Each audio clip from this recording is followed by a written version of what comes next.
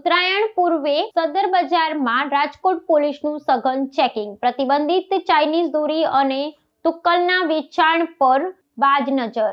મકર સંક્રાંતિના પર્વને હવે ગણતરીના દિવસો બાકી છે, ત્યારે રાજકોટ શહેર પોલીસે પ્રતિબંધિત ચાઇનીઝ દોરી અને તુક્કલના વેચાણ સામે લાલાંક કરી છે। શહેરના મુખ્ય પતંગ બજાર ગણાતા સદર બજાર વિસ્તારમાં આજે પોલીસ કાફલા દ્વારા ઓચિંતી તપાસ હાથ ધરવામાં આવી હતી।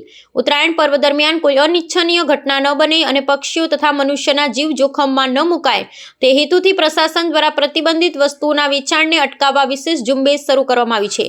આ કાર્યવાહી દરમિયાન પોલીસની વિવિધ ટીમોએ પતંગ અને દોરીનું વેચાણ કરતી દુકાનો અને સ્ટોલ પર જઈ ઝીણવટભરી ચકાસણી કરી હતી। જીવલેણ ગણાતી પ્લાસ્ટિક કે સિનેટિક દોરી અને નાયલોન દોરાના વેચાણ પર સરકાર દ્વારા કડક પ્રતિબંધ લાદવામાં આવ્યા હોવા છતાં છુપી રીતે તેનું વેચાણ થતું હોવાની આશંકાના પગલે પોલીસે ગોદામો પણ તપાસ્યા હતા।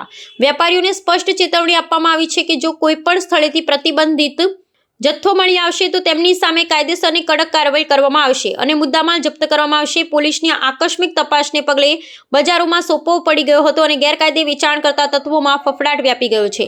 પોલીસ તંત્ર દ્વારા નાગરિકોને પણ અનુરોધ કરવામાં આવ્યો છે કે તેઓ ચાઇનીઝ દોરી કે તુક્કલનો ઉપયોગ ટાળે, કારણ કે તે માત્ર કાયદાકીય રીતે ગુનો જ નથી પરંતુ પર્યાવરણ અને જાનમાલ માટે પણ અત્યંત જોખમી છે। આગામી દિવસોમાં પણ શહેરના વિવિધ વિસ્તારોમાં આ પ્રકારની તપાસ ચાલુ રાખવામાં આવશે તેવું પોલીસ સૂત્રોએ જણાવ્યું છે।